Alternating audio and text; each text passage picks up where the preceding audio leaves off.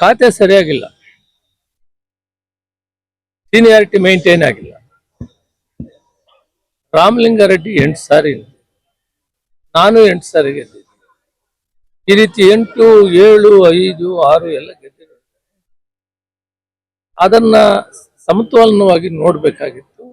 ನಾನು ಅಖಿಲ ಭಾರತ ಕಾಂಗ್ರೆಸ್ ಅಧ್ಯಕ್ಷರಿಗೆ ಮನವಿ ಮಾಡ್ತಿದ್ದೀನಿ, ತಾಯಿ ಸ್ಥಾನದಲ್ಲಿದ್ದೀರಿ, ಎಲ್ಲ ಮಕ್ಕಳನ್ನು ಒಂದೇ ತರ ನೋಡ್ಬೇಕು ಮತ್ತು ಸೀನಿಯಾರಿಟಿ ಮೇಂಟೈನ್ ಆಗ್ಬೇಕು. ಇವು ಮಾಡೋದ್ರಿಂದ ಮುಂದೆ 2028ಕ್ಕೆ ಕಾಂಗ್ರೆಸ್ ಬರೋದಕ್ಕೆ ದಾರಿ ಆಗ್ತದೆ ಅಂತೇಳಿ ಅವ್ರಿಗೆ ಮನವಿ ಮಾಡ್ತೀನಿ. ಮತ್ತು ಏನು ಇವತ್ತು ಖಾತೆ ಕೊಟ್ಟಿದ್ದಾರೆ ಅದನ್ನ ಬದಲಾವಣೆ ಮಾಡಿ ಜನಸೇವೆ ಮಾಡುವಂಥದ್ದನ್ನ, ಅನುಕೂಲ ಆಗುವಂಥದ್ದನ್ನ ಕೊಡಬೇಕು ಅಂತ ನಾನು ಮನವಿ ಮಾಡ್ತೀನಿ. ರಾಹುಲ್ ಗಾಂಧಿ ಅವ್ರಿಗೆ ಹೇಳ್ತೀನಿ, ಸೋನಿಯಾ ಗಾಂಧಿ ಅವ್ರಿಗೆ. ಈಗಾಗಲೇ ರಾಹುಲ್ ಗಾಂಧಿ ಅವರಿಗೆ ಮೊನ್ನೆ ಬಂದಿದ್ದಾಗ ನಾನು ಮನವಿ ಮಾಡಿದ್ದೀನಿ, ಸಮಾಜ ಕಲ್ಯಾಣ ಸೇವೆ ಮಾಡು, ಬಡಬಗ್ಗರಿಗೆ ವ್ಯವಸಾಯ ಸೇವೆ ಮಾಡಬೇಕು, ಇರಿಗೇಷನ್ ರೈತರಿಗೆ ಸೇವೆ ಮಾಡಬೇಕು, ಇಂಥವು ಆಗಬೇಕು. ಅದರಿಂದ ಇಂಥವು ನಾನು ಈಗಾಗಲೇ 3 ವರ್ಷ ಅದನ್ನು ನಿಭಾಯಿಸಿದ್ದೆ.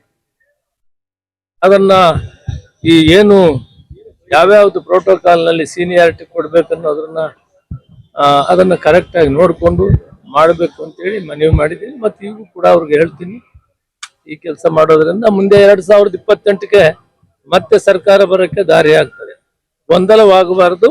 ಈಗಾಗಲೇ ಮನವಿ ಮಾಡಿದ್ದೀನಿ, ಸರಿ ಮಾಡ್ತಾರೆ ಅಂತ ಭಾವಿಸಿದ್ದೀನಿ.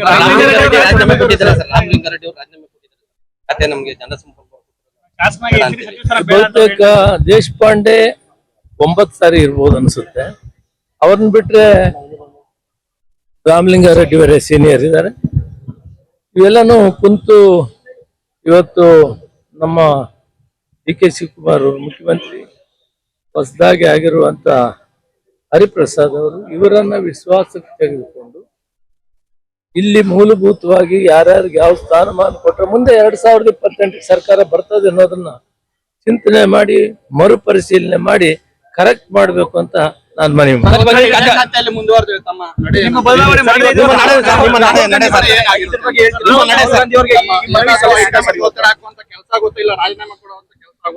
ರಾಹುಲ್ ಗಾಂಧಿ ಅವರು ಬರ್ತಾ ಇದ್ದಾರೆ, ಮನವಿ ಕೊಡ್ತೀರಾ ಸರ್?